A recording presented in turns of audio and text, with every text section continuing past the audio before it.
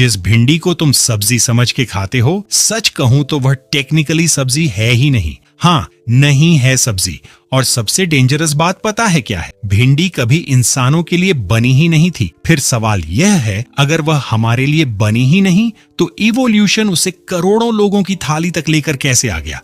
आखिर ऐसा क्या था उस मामूली सी हरी चीज में कि इंसान खुद उसे उगाने लगे, प्रोटेक्ट करने लगे और पूरी दुनिया में फैलाने लगे? सोचो ना, बाहर से देखने पर तो वह बस एक सिंपल ग्रीन स्टिक लगती है, लेकिन उसके अंदर करोड़ों साल पुरानी सर्वाइवल स्ट्रेटजी छुपी हुई है। अब असली ट्विस्ट सुनो। टेक्निकली भिंडी एक फ्रूट पॉड है, मतलब प्लांट का वह हिस्सा जिसके अंदर उसके फ्यूचर छुपे होते हैं, सीड। यानी जिस चीज को तुम काट कर मसाले में भून देते हो, असल में वह प्लांट की अगली जनरेशन थी। लेकिन अब सबसे डेंजरस सवाल शुरू होता है। अगर भिंडी का असली काम अपने सीड्स को प्रोटेक्ट करना था तो वह इतनी चिपचिपी क्यों होती है? आखिर नेचर ने उसके अंदर वह अजीब स्लाइमी लिक्विड क्यों डाला जिसे देखकर कई लोग उसे खाना तक पसंद नहीं करते, है ना? क्योंकि वही स्लाइम उसकी सबसे बड़ी ताकत है। भिंडी के अंदर एक स्पेशल जेल बनता है जिसे म्यूसिलेज कहते हैं, और ये कोई यूजलेस चिपचिपा लिक्विड नहीं बल्कि करोड़ों साल पुरानी केमिस्ट्री है। एक्सट्रीम हीट में पानी बचाने की केमिस्ट्री, सीड्स को सूखने से बचाने की केमिस्ट्री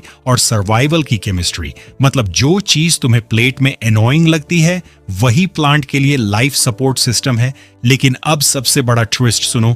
इंसानों ने भिंडी को सिर्फ टेस्ट की वजह से नहीं चुना।